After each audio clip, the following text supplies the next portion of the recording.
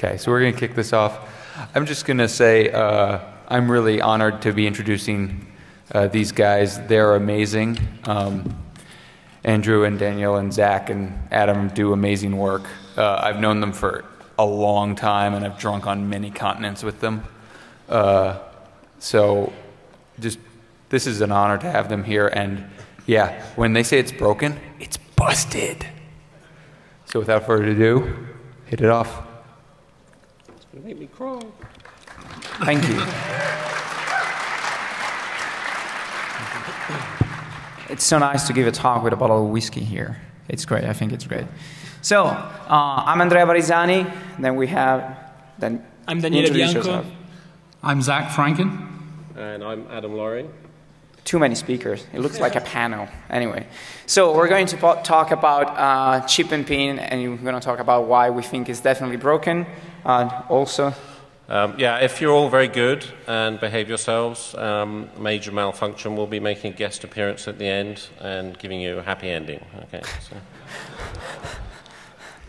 Right. And also, how many of you have seen mine and Daniele's previous talks here at DEFCON? How many of you? Raise your hand. Okay, so we also will show in the middle of our talk how you can get laid using our technique. We think it's very important to prove that you can use these hacking techniques to get girls, you know. There's no point in doing something very, very technical and then, you know, what's the point? Yeah, it just buys. No, no, no. You get laid. And we've got to prove that with a very cheesy Italian-style movie because we're Italian. So, you know, that's how we ruin our reputation every 2 years or so. And Zach and Adam, they didn't want to take part in it. I don't know why. I mean, We were asked, we declined. Politely, of course. You'll see why. Right. Anyway, so when we say chip and pin, we basically mean a standard which is called EMV. EMV stands for European, MasterCard, and Visa, and it's a global standard for defining how smart cards can be used for credit and debit card operations. And it's called, in different countries, it's named in different ways. They all, every single country have their own marketing terms. Chip and pin is, I think that's the term for UK, but it's also a very good name worldwide. And so why are they going to use the chip on credit cards? First of all, they want to move away from magstripe because, as we know from the excellent work done by Adam, magstripes are crap, and they can be very, very easily cloned. It is a technology that allows to do offline card verification and transaction approval. So your point of sale doesn't need to connect to a backend in order to approve the transaction. And for some reason, that was it's considered to be a good feature. And you can also have multiple applications on one card. So you can have debit and credit on the same card because the chip can support several applications. One of the problems with chip and pin is because it's considered to be a secure technology because, well, we're using smart cards, so it must be secure. There's a liability shift that goes away from the merchant to the bank, but also it can shift to the card holder itself. Because what they say is that if you do a chip and pin transaction and you use the PIN, because now you have to use the PIN in order to use your credit card, then we prove undeniably that the final customer has been using the card, or that the final customer has been negligent into storing the PIN because maybe you've written down somewhere and someone found it. And so PIN verification increasingly becomes a proof of cardholder presence, and it's very hard in case of fraud to prove that it wasn't you. And we think this is a problem, and we're going to show you exactly why. Also, if we look at some fine print of the zero liability policies, we also see that some do not apply in case of ATM transactions because you always have to use the PIN on ATM transactions. So it's a sketchy area. Some countries are doing better regarding this, but some others they're not. This is one example. It's an article from June. There was a fraud for $80,000. Someone bought a race car with a credit card, which I think it's quite impressive. And the Canadian Imperial Bank of Commerce said, our records show that this was a chip and PIN transaction, and this means that a customer personal card and a personal PIN number were used. As a result, the customer is liable for the transaction. And there's a lawsuit going on there. So EMV, so you don't have it here yet, except for a few banks which are, they give you an option to get a credit card with a chip. It is widely adopted over Europe. Nearly every credit card is being issued right now in Europe has a chip. And they're pushing this for banning magstripe fallback. However, they're not really doing a good job about that because as of today, magstripe fallback is accepted pretty much everywhere. And also, if you have a credit card with the chip, the magstripe tells the terminal that there's a chip. So if you try to swipe it, then the terminal says, no, use the chip. But then what you can do, if you put the card inside the chip slot and the chip is not readable because you put a piece of tape on it, then the terminal says, well, okay, then use the magstripe because I cannot read the chip. So they're not really doing a good job about this entire fallback thing. And of course, as long as one country has magstripe, then it's a problem. So that's why the US will move to chip and pin because there's a huge pressure from Europe to move and use the chip. And also, pretty soon, when you travel abroad, you won't be able to use your credit card if you don't have a chip. So just for that reason, you will get it. Also, when we travel to the US is flagged as a dodgy country for ATM transactions as far as Europe's concerned. So it's like going to Eastern Europe. All of a sudden, we've got to tell the bank we're going to the States or else we can't get any money out. They sprung that on me a few years back. It's like, great, 24 hours. Thanks a lot, guys. So there's been already a few research about EMV. One was made by a very nice group of researchers at Cambridge, where they show you that you can use a stolen card without a PIN, which defeats the entire purpose of chip and PIN. And that was an implementation flaw, and I'm going to go in detail about that later on. But of course, the industry claims that all these attacks are very, very difficult and so on, and they have procedures and so on. So we analyzed the feasibility of skimming and cloning and intercepted the PIN when it comes to chip and PIN. So hopefully everyone here is familiar with existing card skimmers. So generally they are attached to devices like ATMs. And we'll have a quick look at those in a minute. We are going to specifically ignore these devices because they exist already. And what we are going to have a look at later on in this presentation is, can we turn a standard POS terminal that you would use in a shop into a skimming device? So here you see ATM skimmers. Sometimes the PIN is captured by a camera hidden above. Sometimes it's captured by a kind of replacement keypad overlay. And in some cases, we've seen the entire bottom sill of the ATM, including the keypad. I mean, this thing is literally this long. Some guys just rock up, clonk. So I always give ATMs a bit of a once-over before I use them. It's like, oh, does this look as if it's just been glued down? No, we're okay. So we're going to kind of move on from ATM skimmers and see if we can actually try and skim the EMV protocol coming out the chip itself. And because, like all these things, because it's got to mate electrically with the POS terminal, the terminals are exposed. They have to be, or else, no connection happens. So we're going to have a look at that. Also, it's really hard, just like it is with a lot of ATM skimmers, to actually verify that, if they're done well, to actually verify that the terminal you're putting your card into hasn't been tampered or is in fact a real terminal. So Andrea knows about a little story of someone that tried to submit an entire ATM front to a 3D printing house. Right. And this company detected that and said, okay, maybe we're not going to approve that. And they blogged about it. And I think it's discriminating, right? I mean, what if it was some security researcher or someone that works at a bank? I mean, it's really unfair.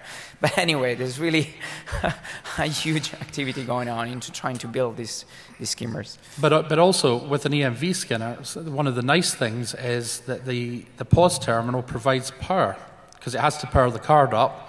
So it can power the skimmer up as well, which is quite handy, no batteries. And we'll take you through some details of a device later on in the presentation. Okay. So, yeah, we think this is a scary prospect, and now comes the time when we show you where you can get the girls using this technology. Do you want to see that? Right on. I do actually play the blonde in this one. Okay, so. And he does a really good job. Darling. I want to buy you a very expensive prize. Yeah, sure. Hello. Hello there. So, my woman needs some glasses. Sure. My God.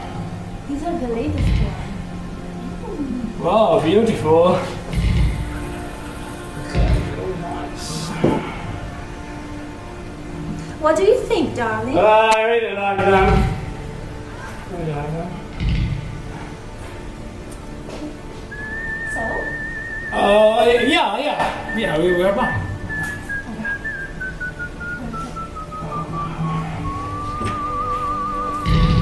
Can I pay with plastic?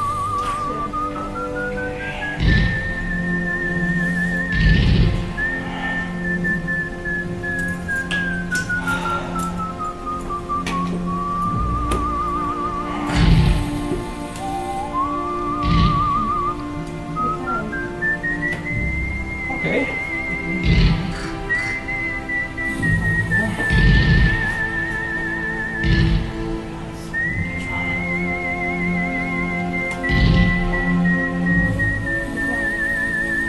That's weird. That's weird. No worries. No worries.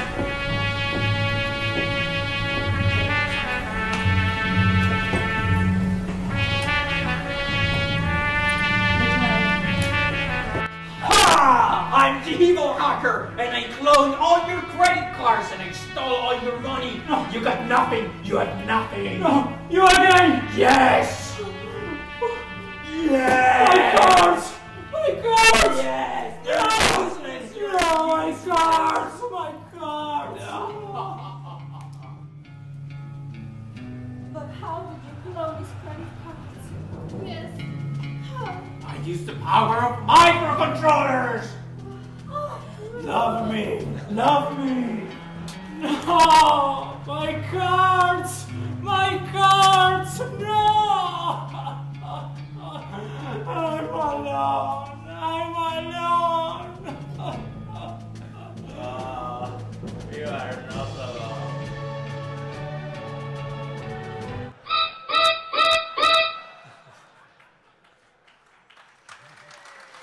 It works.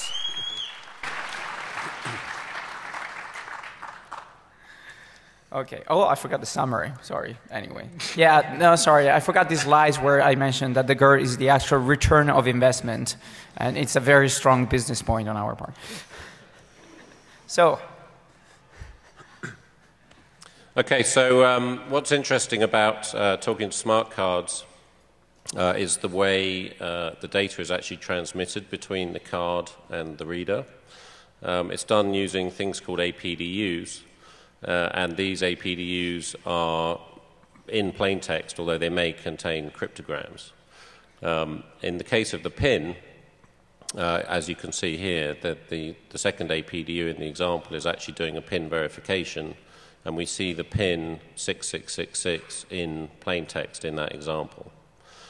Now, a PIN on a credit card, on a chip and PIN card, is not like a PIN on your mobile phone.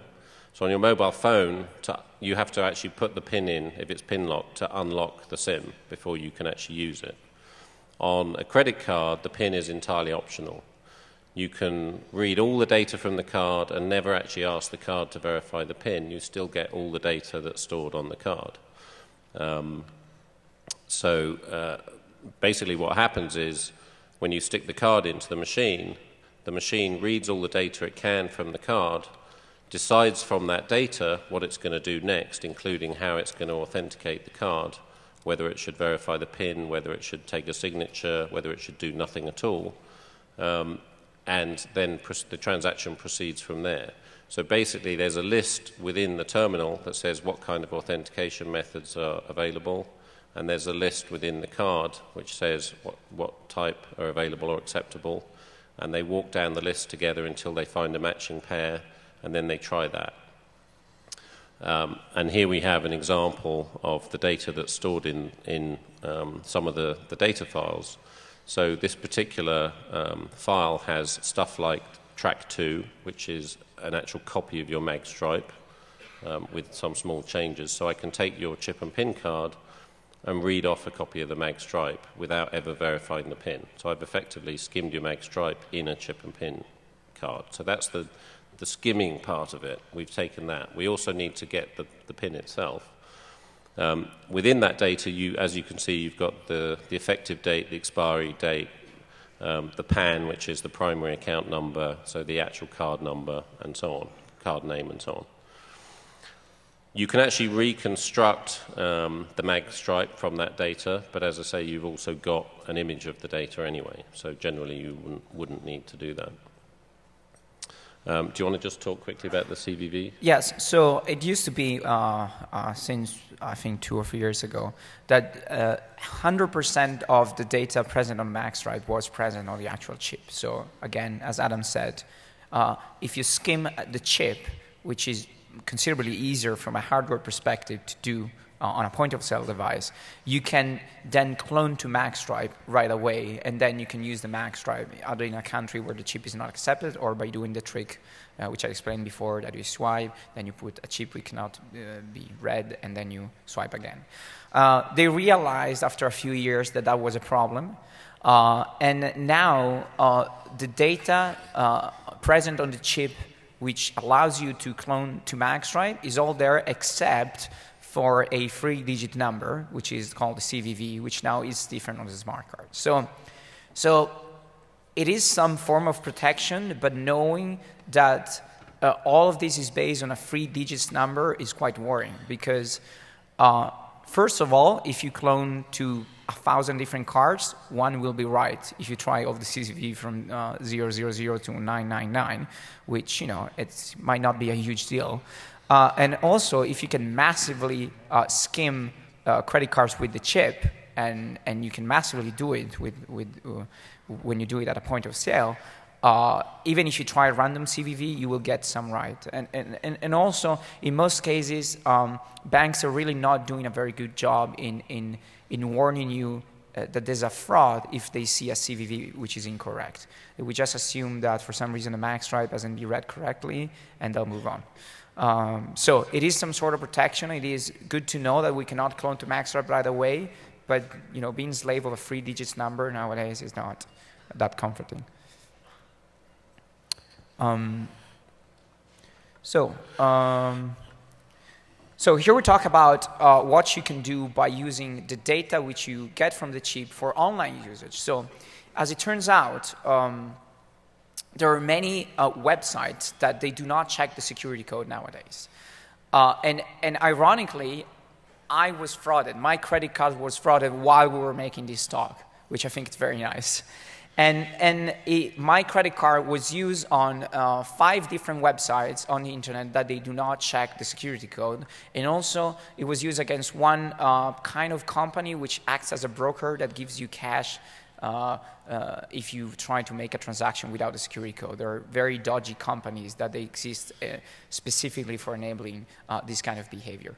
And all the data that was used for doing the fraud is present on the chip. And so this is the website, one of the websites where that was used, the Dolce & Gabbana online store. And they use the data. This is an optional security code. They got the goods. The shipment was delivered to them. So I was warned just 5 days after. And they also sent a gift to me, paid with my own money from Dolce & Gabbana, which I thought was very nice. It was very thoughtful. Here, we're getting your money, but here's a nice Dolce & Gabbana, I don't know, foulard, which was disgusting. Anyway. And actually, in the same period, my son went on vacation to Italy, as it happens, and used his chip and PIN card in a bar. And a few hours later, he got a call from his bank saying there's someone in Bangkok trying to extract money from a cash machine. So, yeah, 50% of us here got frauded on our chip and PIN cards in the period where we were preparing these slides. So, pretty good record, really. So, just a quick introduction about the different technologies, different families, different kind of chip and PIN cards. So basically, we have two main families of chip and PIN cards, the SDA and the DDA. SDA stands for static data authentication, while DDA stands for dynamic data authentication. And basically here we are talking about two different two different technologies used in order to validate the authenticity of the card against the terminal. Visa and MasterCard mandate that all the cards issued after the 2011 should use DDA. Actually, this is not. Yeah, we don't think it's happening 100%. Yeah. Actually, what we saw during our research is that I mean we tested about 40. Cards? Yeah, probably something like that, and only one card was DDA actually. Bank of Scotland. Yeah, and I got a new card this year, which will expire in 2015, and it's still SDA. And now it will be clear about the difference between the two technologies. So yeah, SDA cards basically they are not able to perform a proper encryption.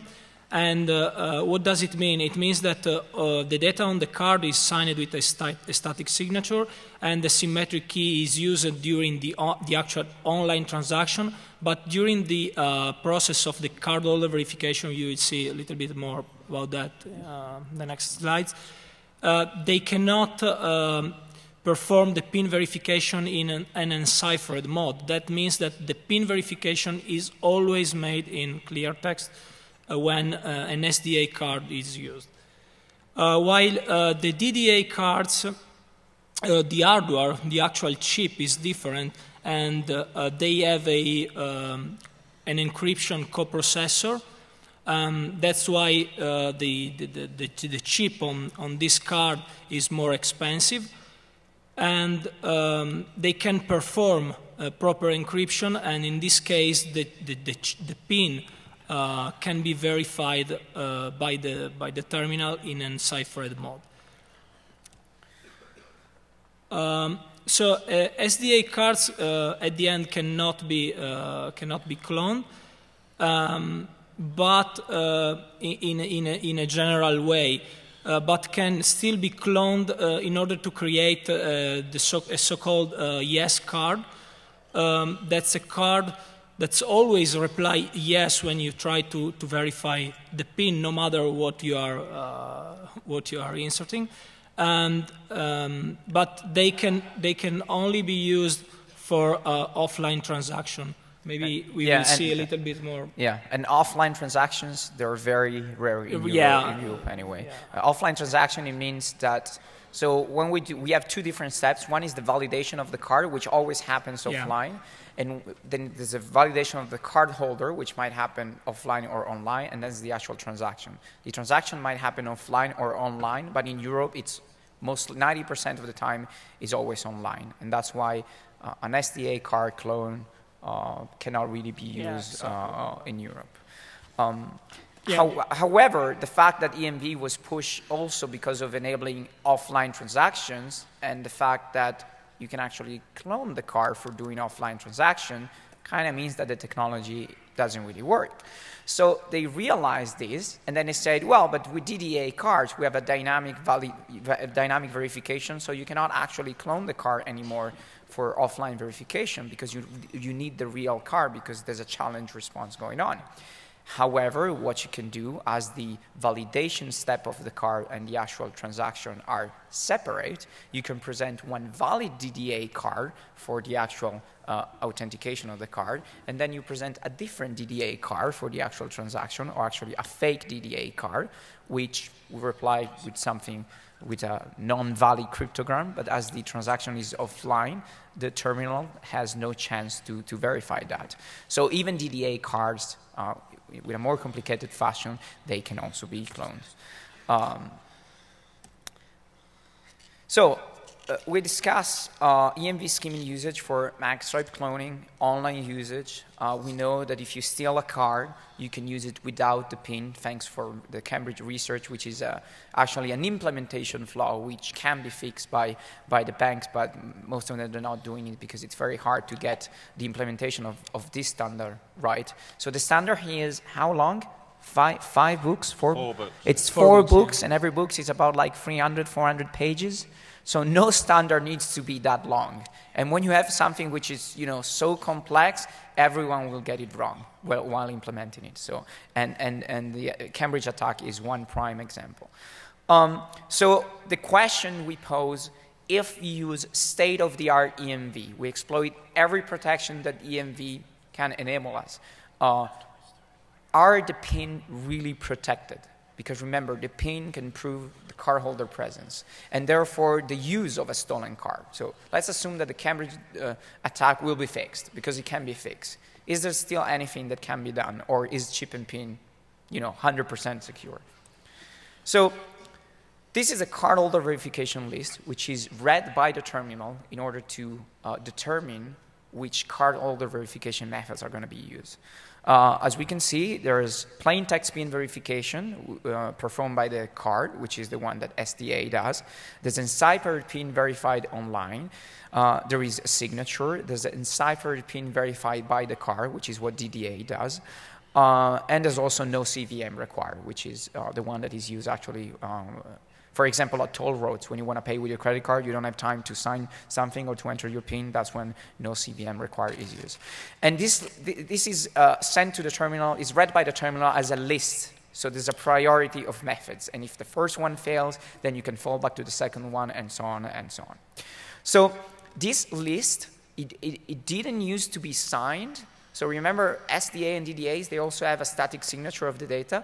It didn't used to be signed. But now it is signed on every card. So it is believed to be tamper-proof. If you tamper with the list by doing a man-in-the-middle attack, then the signature of the card will be invalid. So if the authentication method is signature or enciphered PIN verified online or enciphered PIN verified by the card, then the PIN is not sent by the terminal to the card in clear text. And then you cannot skim it, basically. And it is believed that only when plain text PIN verification performed by card is present and selected by the terminal from the CVM list, then the PIN can be harvested by the EMV schemer. So let's talk a little about action codes. Action codes, so assuming that we have a DDA card, okay, that can check the PIN enciphered. And let's assume that this DDA card has a CVM list with only one entry which says enciphered PIN verified by the card. So there's no chance that you can actually have a plain text PIN verification. So what can we do? So there are some other pieces of data on the card which are called the issuer action codes, which are in pair with the terminal action codes, which are some settings which are present on the terminal. They specify the policy for accepting or rejecting transactions. So, and the two codes are all together. So there are three kinds: denial, online, default. And the online action codes, they specify which failure condition triggers online transactions. So what does it mean? This is one example. These action codes means do not deny a transaction without attempting to go online if offline SDA fails, transmit the transaction online. So basically, the card can say to the terminal, if you fail to verify me for some reason, do not reject me. Let's still work together. which is, kind of a wrong concept. So in every tested terminal and cards pair that we were able to test, we could always manipulate the action code so that the tampering with the CVM list does not result in offline rejection. And what happens is that when you tamper with the CVM list, even if the signature is invalid, the CVM list is honored by the terminal. So you can always downgrade from enciphered pin verification to plain text pin verification, no matter what kind of card you're using and no matter what the original CVM list was, bypassing completely these two settings which EMV provides you specifically for protecting the cardholder verification method. And that's one example of a pin being actually skimmed on SDA and DDA cards. So it is broken. And Adam, do you want to talk about this? Yeah, so here's an example of a specific transaction that we sniffed. So the slide before, you had a protocol analyzer showing you some data going on. We used that to sniff this conversation. So you see in this card, it's inserted in the terminal, it selects the Visa application, it reads a bunch of data, makes its decision, it's going to go online, and the final command, generate AC, is generate application cryptogram, which is an encrypted packet that's sent to the online system to verify the PIN or whatever it is that it's doing. If we then take the same transaction in the same machine but now using our man-in-the-middle attack, we've downgraded the action code to say don't fail if you've failed the offline authentication. And we've also downgraded the CVM to say, well, do a plain text PIN instead of an encrypted one. And so now at the bottom, you see a couple of extra commands have appeared. It asks how many tries it's got left on the PIN, and then it does a PIN verification in plain text, and we can see the PIN in this case was 1234. It then carries on and does the online transaction. Now, we don't care whether or not that transaction fails because we've achieved our objective. We have now, at the same time as reading all that data, we've logged it all into the skimmer. I can come along with my card, my special card, plug it into the machine, and it will dump that log onto here. I now have all your card data and your PIN because you did a plain text PIN. So very quickly because we're running out of time. So what can do the backend to detect this kind of behavior? So the backend, of course, will detect that the offline authentication failed. But we don't think that's a good reason for actually blocking the transaction or invalidating the card because that can happen for several reasons. And also the backend will see that the last CVM that was used was the plain text PIN verification. However, there are ways to get around that. This is another piece of data which is sent by the card to the backend, which also says if the offline verification was performed or not. And this is actually the bit that can be used to prevent the Cambridge attack, because what happens is in the Cambridge attack, what they do, they tell to the terminal that the PIN verification has been performed while the card doesn't see any PIN verification. And so by correlating this data here with this data here, you can actually tell that the terminal has seen a PIN verification and the card has not. So you can block that attack. But no one does it because every backend is not implemented very well. Anyway, so the way that you can prevent this kind of detection, which again we don't think can be used to actually prevent this kind of attack, and we get the PIN anyway because all of this backend detection happens after the transaction and we got the PIN already. So one thing that we can do, we can have a downgrade CVM list which says offline PIN and then online PIN, and when we verify the offline PIN, we then send to the card the incorrect PIN, so that then we fall back to the second CVM method. And that works, and that's what's going to be stored as the last CVM being performed that the backend can see. And the only downside is that the customer will be prompted twice for the PIN, which, well, we don't think it's a huge deal. There are also other ways that I don't have time, so maybe in the QA we can explain. There are other ideas which we haven't tested that can exploit the fact that all the phases are separate to have a completely clean terminal verification results and all the other data that the backend sees. So the industry loves to point fingers at impracticality. They say, well, but if you want to skim the cards and do something like this, then you need to build something like this, basically. And that is too big to fit in the POS. So this is what we've done. So this is called Fly, and you'll find out why it's called Fly in a minute, because we have another device called Spider. But this was basically built in a day. We worked together on a project to test some POS terminals, and this is one of the devices we came up with. So you see a flexi circuit here, and actually if I can swap across, if you can hit input 1. Sure. Let's see if we can see this. Okay. So this is Fly. It's really thin, and this was all the board was handmade and hand soldered, so that's why it's got these big vias on it and this particularly large chip on it. It can be made a lot smaller. And basically, this guy, the green cable here is just for programming the microcontroller, and this little sticky out bit actually has an LED on the end, just so we could know it was working. But basically, when it's in operation, these get cut off. And there's a little hook at the back that hooks into the back of the POS terminal. So basically, you have an insertion card. You make like you're making a transaction. Yeah, we have. And you insert it into the POS terminal. And it sits as a shim in between the actual terminal itself and the card. Now, we'll have a look at... yeah, we have the... Yep.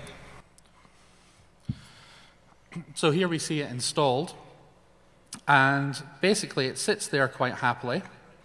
The POS terminal manufacturer, if you can see the kind of little divots in that card acceptor, helpfully left me lots of space. It was just the right size for my microcontroller.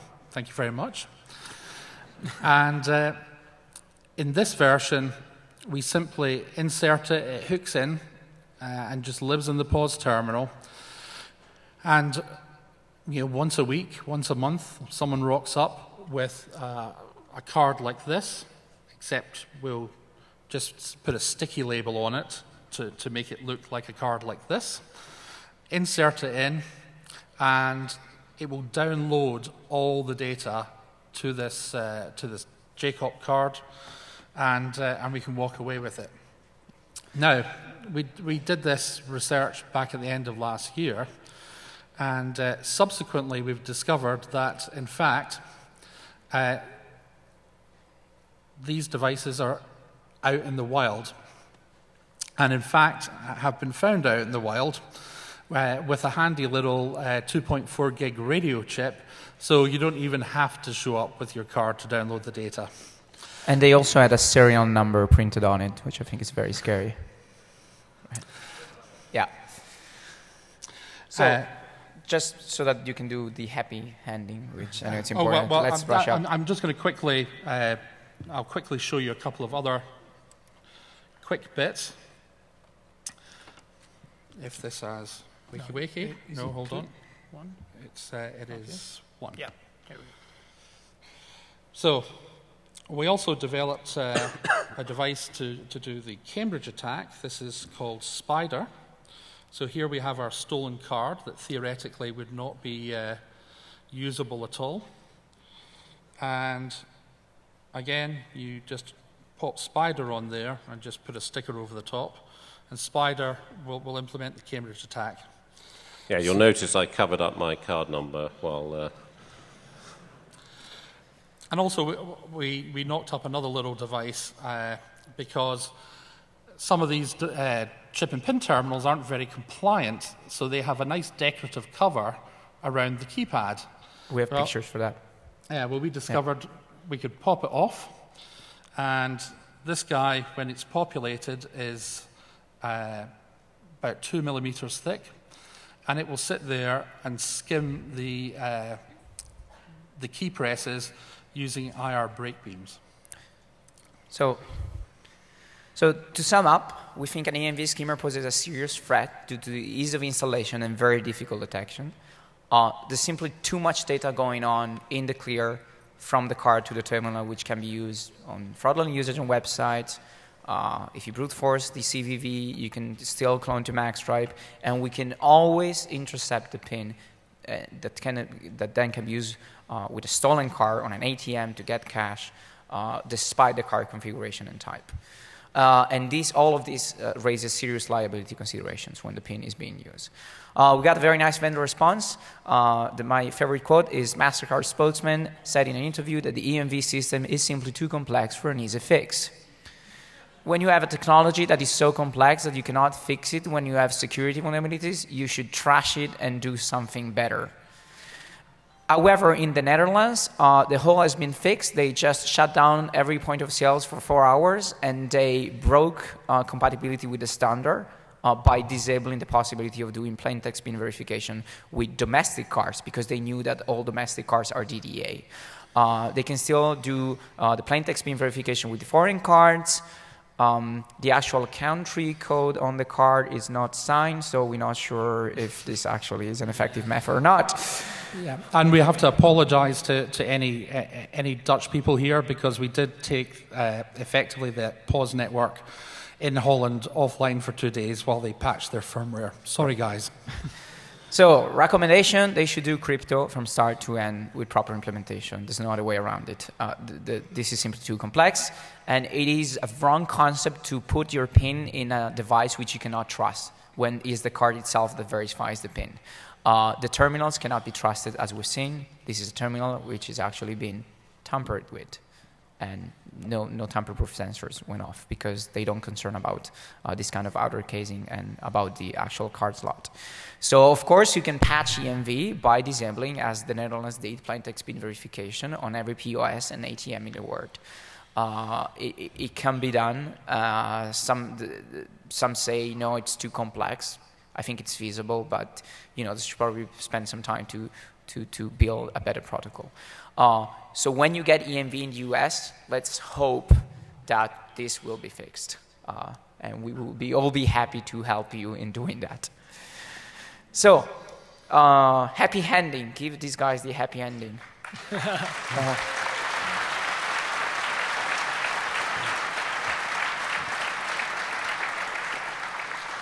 Okay, so I'll do this really quickly because we don't have a huge amount of time. But Zach and I were here on a business trip back in February, and while we were here, there was a lot of buzz about this new system that was available.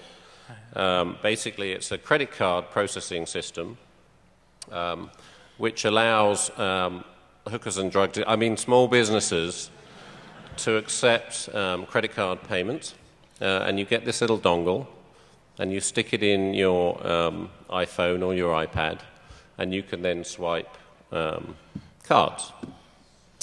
So we were looking at this thing, and we thought, oh, that's pretty cool, that's pretty neat. How does it work? And a friend of ours gave us one to play with, and so we had a look at it. And we were sitting in the lounge on the way home. We had about a half-hour layover in the lounge. And so we looked at this thing, and we decided, obviously, it was just using audio. Oh, I lost the video. You've lost your video. MIDI cable? Yep. There you go. Yeah, it's cable probably. So yeah, it's obviously just using audio. It's converting the magstripe to audio, and then the audio is being processed by the application on the iPhone.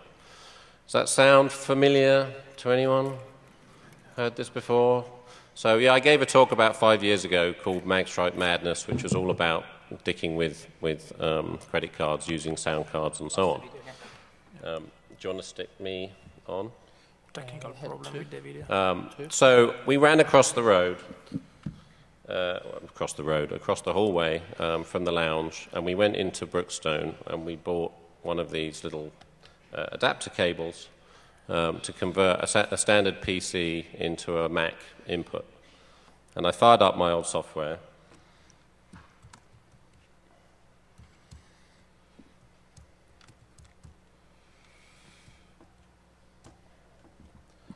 And basically, what my software does is it will take an arbitrary string and convert it to sound in the same way that a card reader would. Wrote a little application called CNP, which is card not present.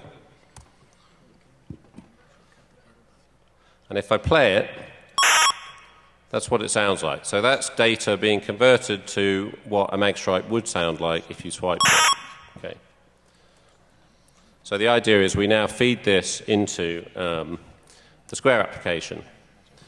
Now, we're not going to do this step because we did it at Black Hat. So we found this willing victim, actually benefactor. Sunshine. Sunshine. So we're going to give her some money. And we did this demo at Black Hat. Strangely, when we tested it this morning, it doesn't work anymore. Her account, when you try and swipe a card, goes, oh, you're a new user. How would you like to set up a new account? And you go, okay, and set up the account. And then you swipe the card again and it says, oh, you're a new user. How would you like to set up an account? So the speaker goon that walked me around here, Agent X, has a badge on his jacket saying, fuck it, let's do it live. So, fuck it. Anyone got a Square account? Want some money? Question was how much? Okay, so the other half of the proposition is we've got these gift cards. We couldn't test this in the UK because you have to have a US bank account and you have to have a US credit card.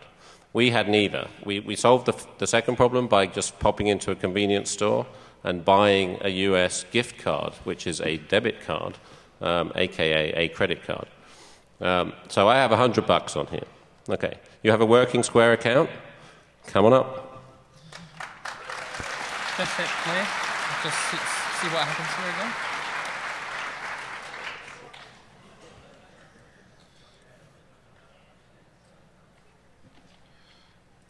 Volume.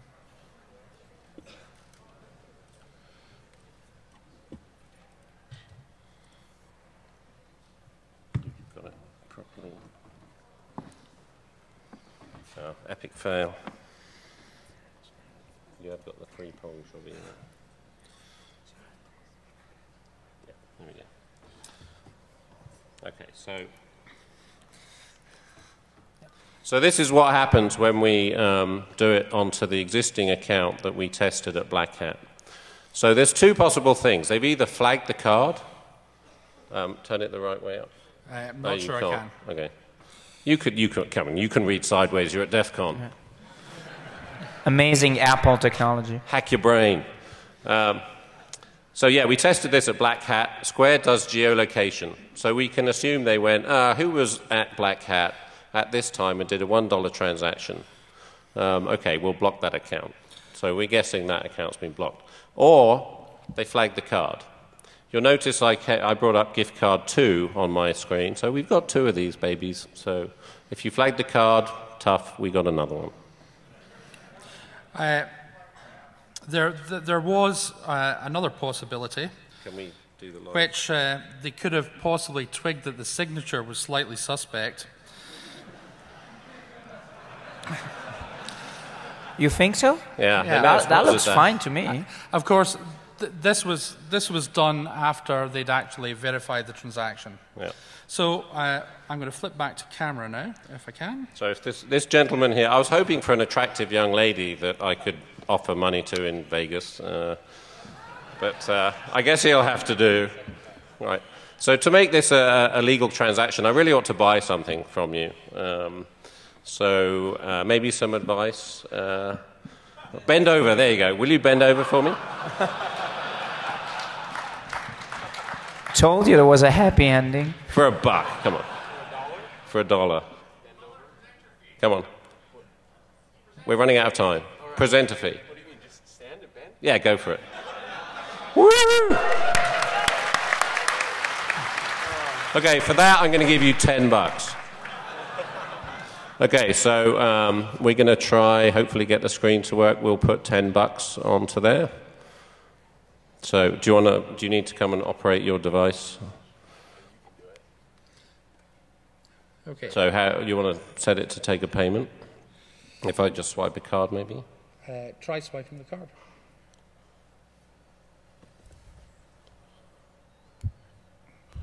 No, you're on account settings, so hit back, I guess.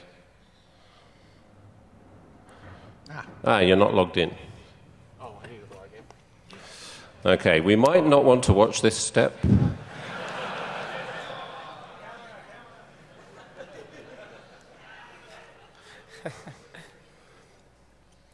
All these people are busy stealing my money.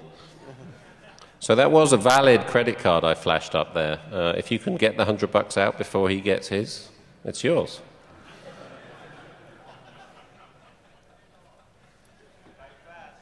Yeah. That's B4358808519009.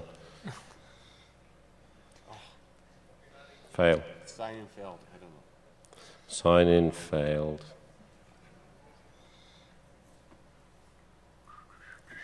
Yeah, they blocked DEFCON. I guess the vendors in there are pretty unhappy as well. I saw some of them using Square too. They just flagged the entire Rio as a... Yeah. Yeah. Take Square off for an hour. We'll be fine. 1 minute. 2 minutes.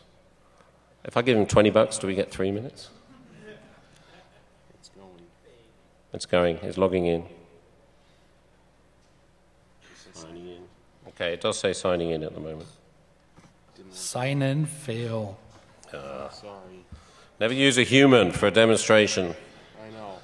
Anyone else got a Square account real quick that's working and live and up and ready? Get up here.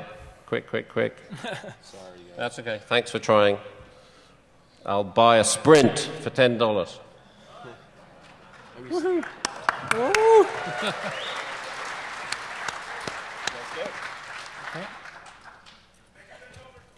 If he bends over, I'll give him 20. You want to bend over? Yeah, go for it.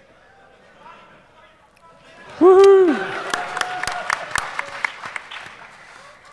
Okay, so So do you swipe first, or do I type the money first? I should be able to just hit swipe, and it should say I've seen a card.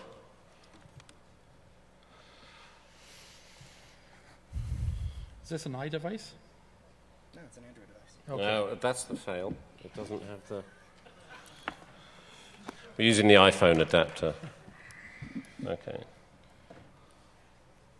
Loss of screen. No video. No video No anymore. video. Oh, hang on, probably went to sleep. No. Nope. No. Sorry.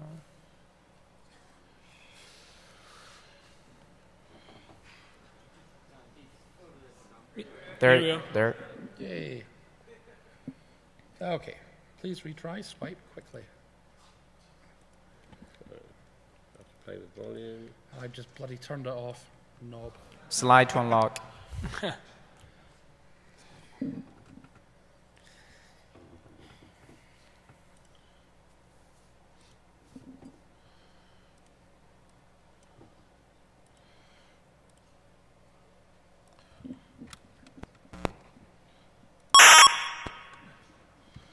Just checking.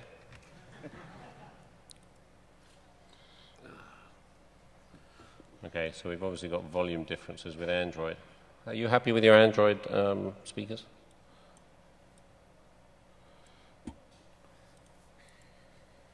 Okay, I think we're going to have to call it epic fail. But you saw the screenshots from the demo that did actually work over at Black Hat. But yeah, thanks. Anyway, that was a new twist on an old hack. Thank you. Thank you.